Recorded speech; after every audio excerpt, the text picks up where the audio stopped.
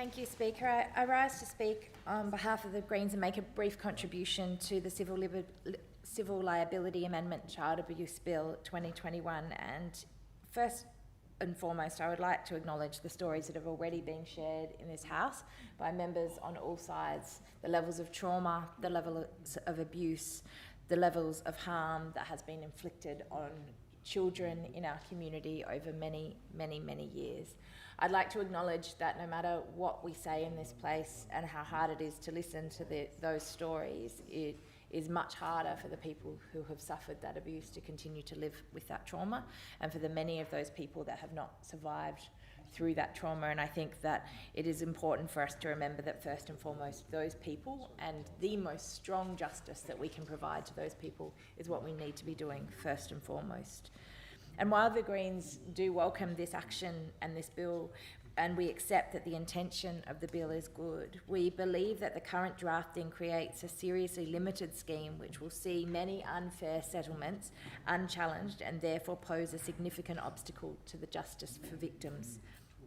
This bill seeks to make changes to improve access to justice for survivors of child sexual abuse by improving access to settlements.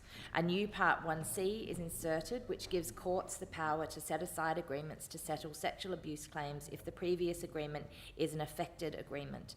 Affected agreements include those where either limitation periods had expired or the claim was against an unincorporated association.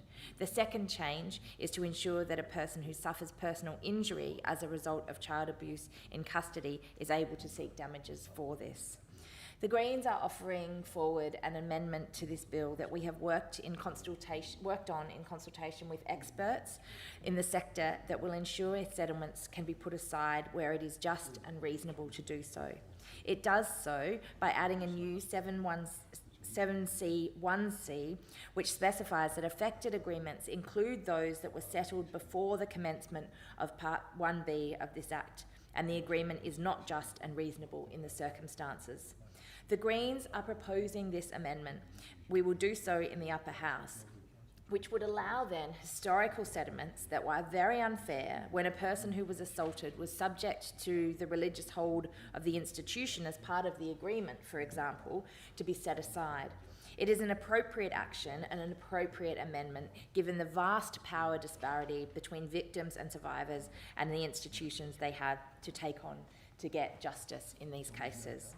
As I said, the Greens in the upper house will be seeking to move these amendments. We would hope the government will take them seriously, because what we have heard from the level of trauma, the level of harm and the level of damage done to so many people and their families as a result of child abuse in our communities and in our society means that we must not hold back on anything that we can do to be able to deliver justice for those people and to be able to deliver support for those people to be able to realise their lives and their fulfilment. Thank you.